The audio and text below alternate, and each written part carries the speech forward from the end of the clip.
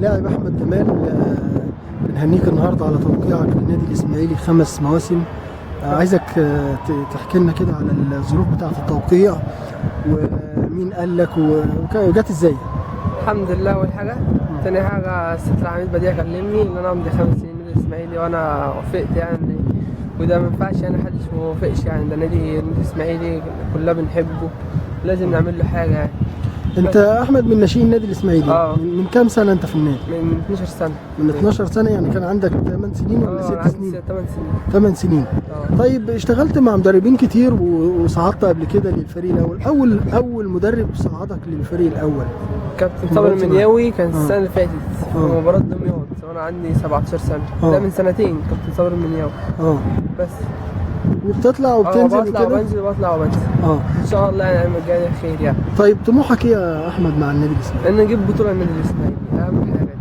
طب ده بالنسبه للبطوله، انما طموحك تلعب جنب حسني والسولية طبعا يعني الناس لعيبه كبار، دي لعيبه كبار يعني، ما ينفعش يعني هم ضد السنات يعني. ما ينفعش. طيب بالنسبه لمنتخب مصر، لا طبعا اهم حاجه منتخب مصر. كل حاجه ده منتخب مصر يلعب النادي الاسماعيلي، غير كده مفيش. بس طموحك. طيب مفيش طموح خارجي عايز تلعب؟ لا ان شاء الله يعني، هو اما الاسماعيلي اما بره، غير كده مفيش يعني. جوه اسماعيلي يعني جالك عقد احتراف بره؟ ان شاء الله يعني. هتوافق يعني؟ ان شاء الله. مفيش يعني، كل واحد حلم كل واحد ان هو يحترف يعني وهو صغير.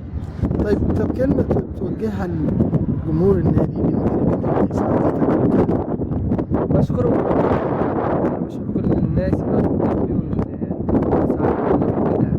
انا عارف ان عمر الوحش فردتك ايام ما كنت انا معاه. كنت انا والكابتن احمد فكري وسامح الوحش، كنا ماسكين الفرقه، فاكرها ولا لا؟ عمر